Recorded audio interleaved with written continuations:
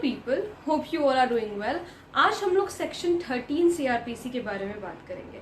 Section 13 हमें बताता है स्पेशल जुडिशियल मजिस्ट्रेट्स के बारे में। तो आइए बैरक की लैंग्वेज में देखते हैं।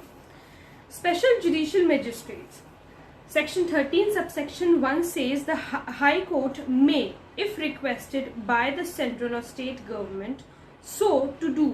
देखो, हाई कोर्ट ऐसा कर सकती है अगर किसकी रिक्वेस्ट पर, स्टेट गवर्नमेंट या सेंट्रल गवर्नमेंट की रिक्वेस्ट पर, confer upon any person who holds or has held any post under the government, all or any of the powers conferred or conferable by or under this code on a judicial magistrate of the first class or of the second class in respect to a particular cases or to particular classes of cases in any local area not being a metropolitan area।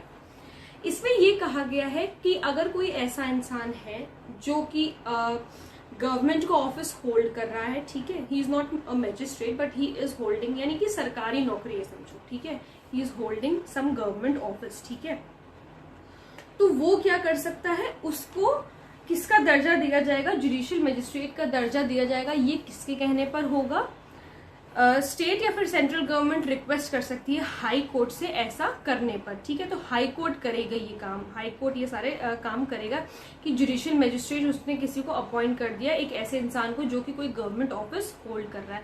क्यों? Special cases के लिए या special class of cases के लिए, किसी भी local area के लिए मेट्रोपॉलिटन एरिया नहीं होना चाहिए, ठीक है। Then provided that no such power shall be conferred on a person unless he possesses such qualification or experience in relation to legal affairs। अब obviously जब किसी, जो कोई भी पर्सन जो ऑफिस होल्ड कर रहा है गवर्नमेंट का, अगर उसे जुडिशियल मजिस्ट्रेट बनाया जाएगा तो उसका क्वालिफिकेशन क्या होना चाहिए, लीगल अफेयर्स में कुछ ना कुछ एक्सपीरियंस उसको होना चाहिए, ठीक है, या फिर वो क्वालिफाइड होना चाहिए through legal affairs. As the high court में बाय रूल्स स्पेसिफाई, जो भी हाई कोर्ट रूल स्पेसिफाई करती है उस हिसाब से। Then subsection 2 says such magistrates shall be called special judicial magistrate. और ये जो मजिस्ट्रेट बनाए जाएंगे इन्हें हम क्या नाम देंगे, special judicial magistrate, and shall be appointed for such term not exceeding 1 year at a time. 1 साल से ज्यादा इनका टर्म एक्सीड नहीं कर सकता। एक समय पर, एक पर्टिकुलर समय पर सिर्फ 1 साल से एक साल के लिए ही ये रह सकते हैं, ठीक है। एज द हाई कोर्ट में by general or special order direct, वो जिस तरीके से हाई कोर्ट डायरेक्ट करेगी, जनरल या फिर स्पेशल ऑर्डर से। Then now this is important, subsection 3 the high court may empower a special judicial magistrate to exercise the powers of a metropolitan magistrate in relation to any metropolitan area outside his local jurisdiction।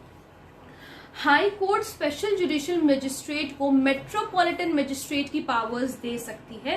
देखो, ऐसा किस case में हो सकता है ये भी सुनो। अगर किसी मेट्रोपॉलिटन एरिया के पास कोई स्पेशल कोर्ट बनाया गया है, ठीक है, अगर किसी मेट्रोपॉलिटन एरिया के पास कोई स्पेशल कोर्ट बनाया गया है तो उसी मेट्रोपॉलिटन एरिया के जो स्पेशल केसेस हैं वो भी, मतलब जैसे पास है, मान लो मेट्रोपॉलिटन एरिया और जहां पे स्पेशल कोर्ट बनाया गया है लोकल एरिया में, वो लोकल एरिया और मेट्रोपॉलिटन एरिया पास है, तो जो स्पेशल कोर्ट बनाया गया है मेट्रोपॉलिटन एरिया के भी केसेस उसी स्पेशल केसेस, मेट्रोपॉलिटन एरिया के भी स्पेशल केसेस उसी स्पेशल कोर्ट में जाएंगे, ठीक है। फिर से समझना कि कोई लोकल एरिया या मेट्रोपॉलिटन एरिया पास है, ठीक है, लोकल एरिया में वो कोर्ट बनाया गया, स्पेशल कोर्ट बनाया गया, वहां पर स्पेशल जुडिशियल मजिस्ट्रेट को बैठाया गया है, ठीक है।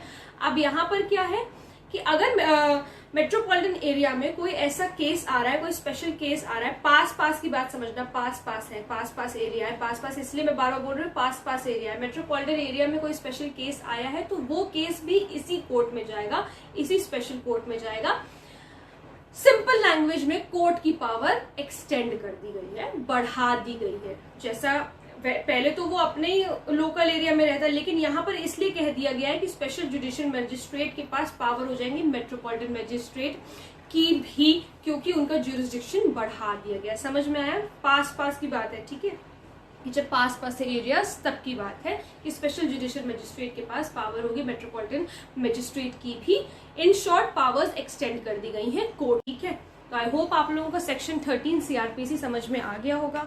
अगर कोई प्रॉब्लम है तो please let me know in the comment section, और अगर आप लोग किसी टॉपिक पे वीडियो देखना चाहते हैं तो वो भी प्लीज मुझे जरूर बताइएगा। Thank you so much.